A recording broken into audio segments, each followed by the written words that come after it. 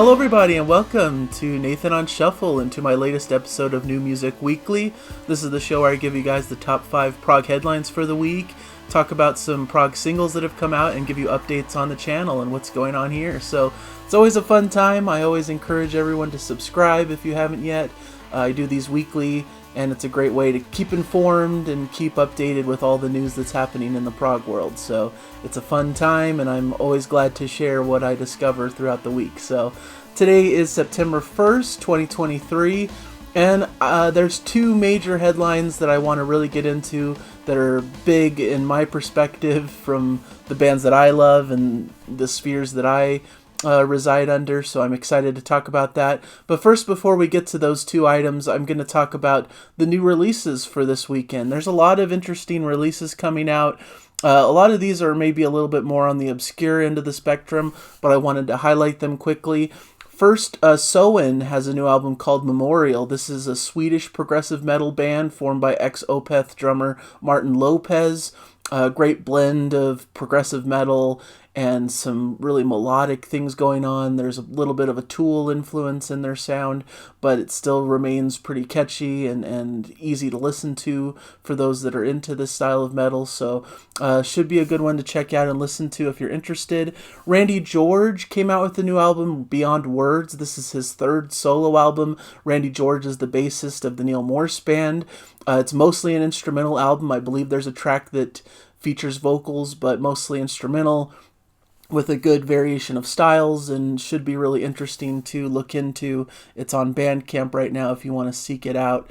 Also on the Waterfall platform, which is Neil Morse's streaming service. Aviations came out with the album Luminaria. This is an interesting group, a prog metal gent style group. Maybe think like Periphery and Tesseract, a little bit on the emo, darker side of the spectrum, but not too harsh, not too heavy, but still in that gent progressive metal lane. I was finding some interesting stuff to listen to in this album. Timechild and their album Blossom and Plague. This is a Danish progressive heavy rock band formed in 2020 in Copenhagen. The sound is kind of a mixture of progressive rock and heavy metal, led by a powerful lead vocal. I've heard some comparisons to Opeth at times, but it's a really short, compact, interesting album that I think many would like if you're into that heavier metal type vein. It's not too heavy. It's actually pretty melodic and has some really pleasant vocals, but really lies into that heavier rock vein. And Silent Skies have their album Dormant. This is a collaboration between Evergrey's Thomas England and pianist-composer Vikram Shankar.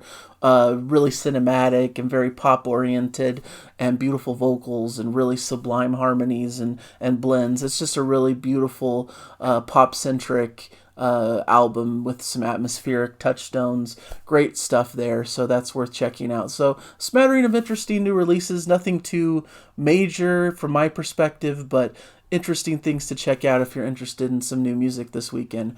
But getting into headline number 2, this is where the news drops. This is a big piece of news from my perspective. I've been teasing it along the way through the last few weeks of this show, but finally Steven Wilson shares his first music from the Harmony Codex and begins a pre-order campaign for it. The new album, Harmony Codex, is out September 29th, the highly anticipated 7th studio album from legendary artist Steven Wilson, who of course is coming from Porcupine Tree fame and has had a really remarkable solo career in his own right. Came out with a pair of really highly regarded prog masterpieces with The Raven That Refused to Sing and Hand Cannot Erase.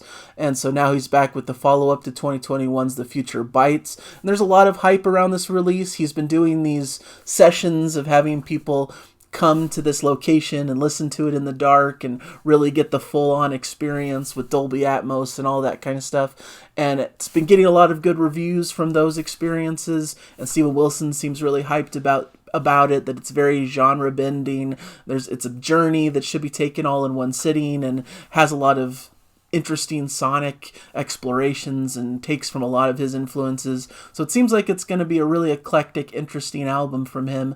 So it's really highly anticipated by fans. A lot of people weren't quite so fond of the Future Bites because of its more poppier direction. The Prog fans were a little bit disappointed by that. I still liked the album, and I think it's a really creative pop album.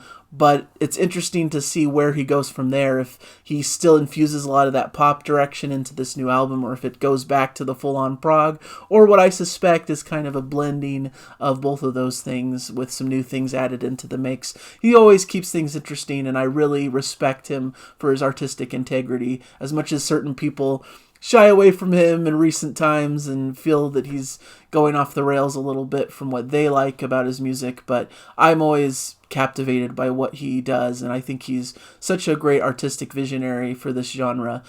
And he came out with a track to check out from this album. It'll be on my Prog singles list. The track is called Economies of Scale, so you get a little bit of a taster for what might be to come. I'm kind of trying to not listen to the singles, if I'm being honest, because I want to take it in as a full experience like he intended. So I probably won't listen to these, but I'll definitely point them out on my show and give you guys links to be able to check it out for yourself. You know, of course, it's all up to your own decision, what you want to do about pre-release singles and things like that. So this should be really fun. Fun album to get into and to talk about. It'll certainly be featured on the channel. Like I said, there's different versions you can pre-order now. There's a limited edition 3-disc deluxe hardback book set. In addition to the CD of the album, the set includes Harmonic Distortion, a 77-minute reimagining of the album featuring alternate versions and remixes by Manic Street Preachers, Roland Orzabal of Tears for Fears, Michael Ackerfeld from Opeth, Interpol, Meat Beat Manifesto, Fault Line, and Radiophonic Workshop.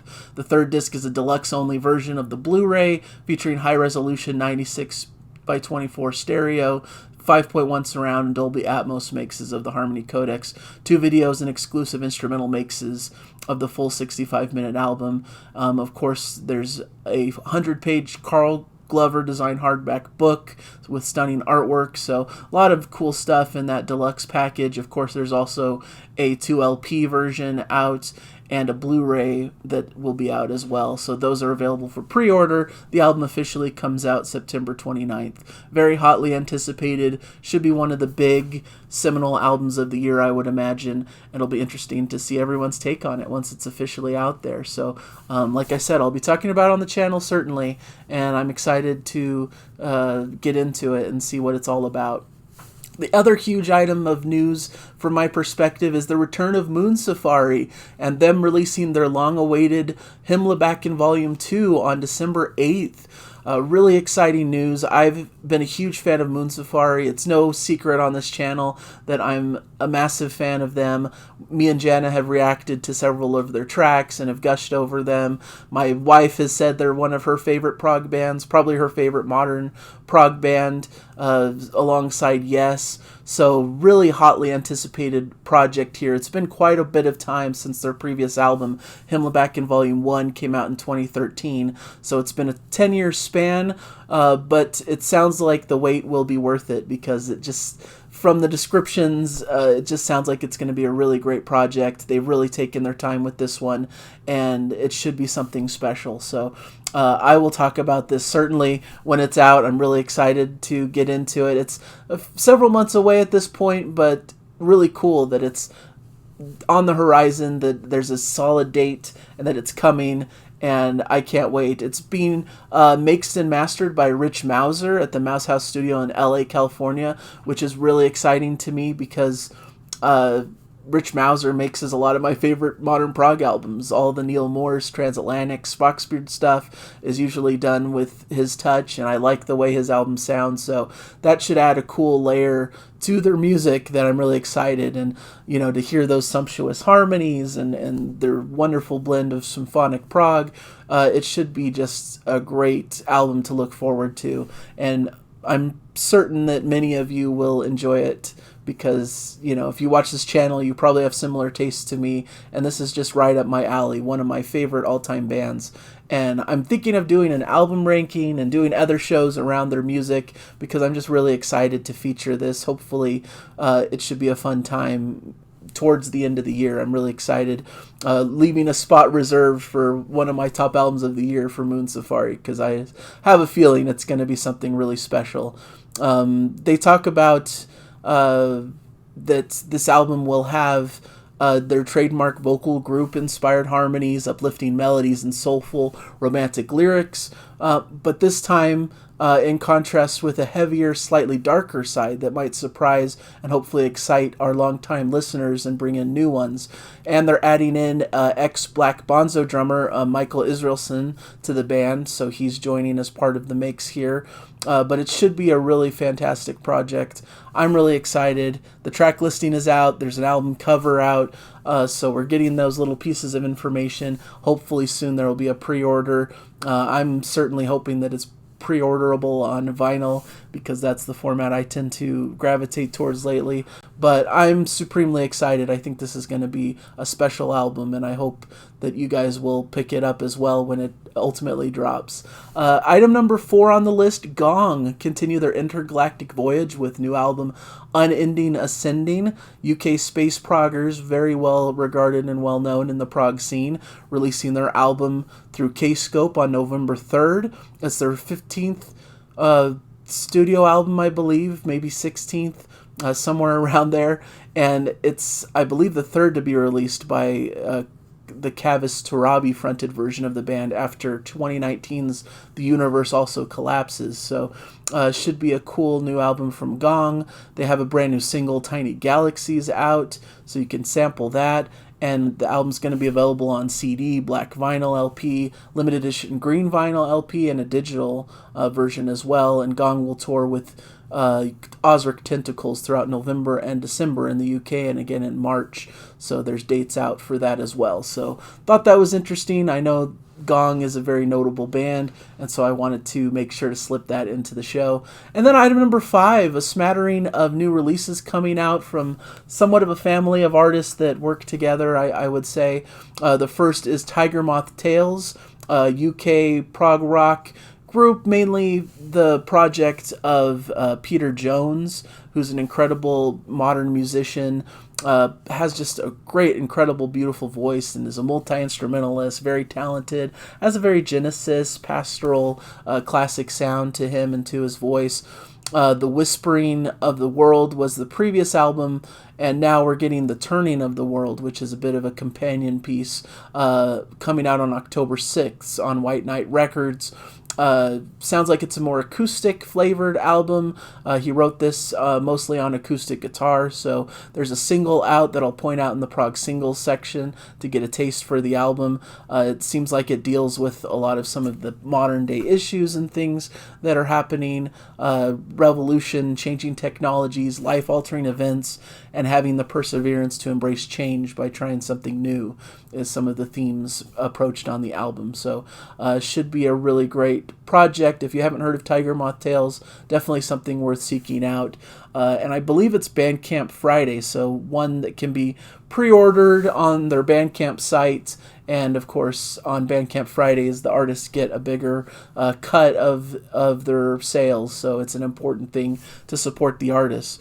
We also have a solo album coming from Magenta vocalist Christina Booth called Barroom Prophet, being released through Tiger Moth Records on the same date, October 6th. This will be her third solo album under the name Christina, following on from 2010's Broken Lives and Bleeding Hearts and 2015's The Light, featuring a smattering of interesting guest appearances from Steve Hackett, Steve Balsamo, Chris Fry, Dan Nelson, and Jiffy Griffiths. So there's a title track, I believe, that's being released, so you could check out the music and see what it's like. But Christina Booth is an incredible vocalist. I love the band Magenta that she's the front lead singer for, so definitely something on my radar. And then also the third of this trio, Francis Dunnary's It Bites, has a live album coming out on Tiger Moth Records as well, October 6th.